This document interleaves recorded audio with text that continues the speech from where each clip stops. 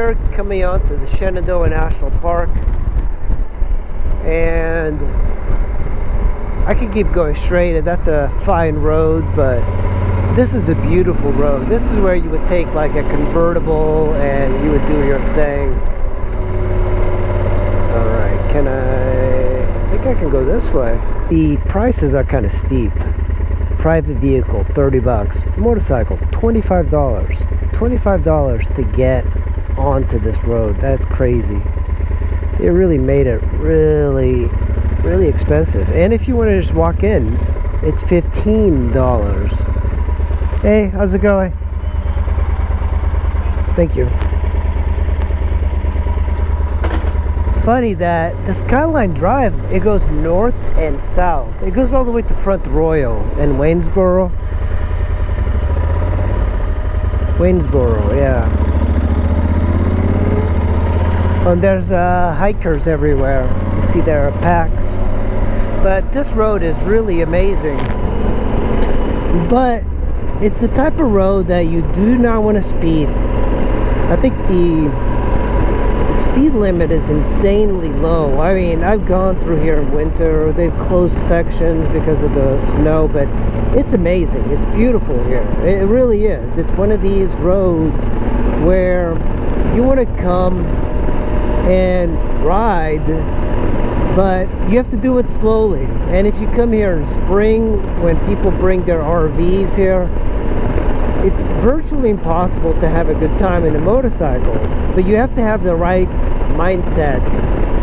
This is not, I think it's a 35 mile an hour zone. 35, like the entire park. It's extremely like slow. And I believe it was made during Roosevelt's, whoever, like the Great Depression, to give jobs to people who are out of work. But we are on top of the mountain, and this is like an amazing little thing that we have here in DC. This road starts really kind of far up. By the way, there's all of these trails here. You see High Top Mountain parking area, and people come here and hike. You can definitely have a lot of fun here, but I don't recommend going too fast because there's all of these people here that come here to bicycle and to hike, and there's also a lot of police.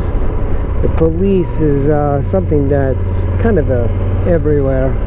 I guess from here, if you come here at night, you can look at the Milky Way, which is kind of fascinating. On the East Coast, it doesn't seem like you could actually see the Milky Way, but look at that. You can do like mountain climbing. You know, if you go to Deal's Gap, it kind of resembles this Tail of the Dragon. It definitely looks a little bit like this with the pullovers and you're really high up. But on the Maryland, Virginia, by the way, this is Virginia, and this just goes north and south. So that's why this is like one of the places that you want to go, and you want to bring a date, bring some lunch, eat, and just relax. You know, it's not all about riding fast sometimes. The Blue Ridge Parkway is different than the SKyline Drive. Just so you guys know, the SKyline Drive, where I'm at now, you have to pay to get in. And yeah, it's getting expensive. $25 for a motorcycle to get in. That's just highway robbery. Beautiful, manicured, it's got scenery, it's got all the things I really like about roads. And all of this, by the way, this is just an extension of the Blue Ridge Parkway. And the Blue Ridge Parkway drops you off in North Carolina, Macon Hollow overlook. You see that? Look at that. 35 miles an hour. 35 miles an hour. That's crazy. You can still have a lot of fun at low speeds though. You have to keep your bike kind of geared low. But look at these corners. They're so really nice. Literally, this road is about 2 hours away from Washington, D.C. And nobody ever comes here from Washington, D.C. on motorcycles. This is a better bike, a better road to just ride in a car, convertible. You have a date, you know, you're an impressor, it's romantic. I think that's where you, or if you want to do just hiking or whatever.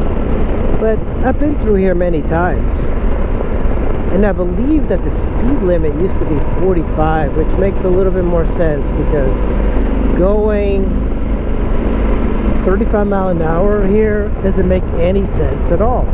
Quality here is just so much different, so pure. Like, you can actually smell trees and all of that, if I could smell, because I might have COVID. And this is all just like very sweeping sort of corners. You see these overlooks, they're very dangerous because cars could be coming in and going out.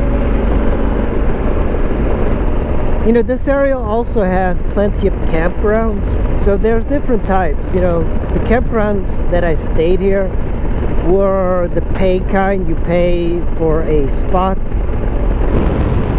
and that's almost like glam camping, but I like those because you can keep your car next to you, and then you just go and camp out. It's pretty decent, and they also have restaurants.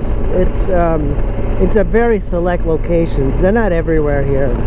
So they have restaurants. They do have a petrol station, but it's very expensive. So if you do come to this area, you want to make sure that you're fully gassed up, because the gas, it's like $2 more expensive than what you would be just down below, just a few miles.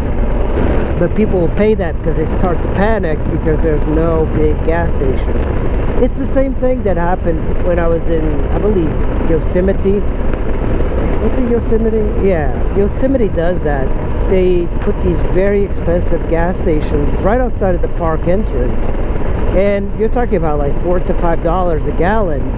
And then you just go a little bit past that outside of the park, and it's like regular $2 to $3. $25 to get in is a little steep if you come here just once. You know, $25 is also like a weekly fee, so you can come into this park for $25, but most people only come here for like a day and they leave, so really they're paying a daily fee. Look at that. That's an amazing view.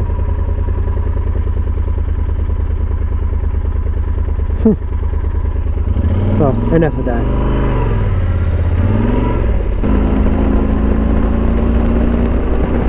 Wow, look at that view. That's incredible. It kind of reminds me of Tennessee and everything.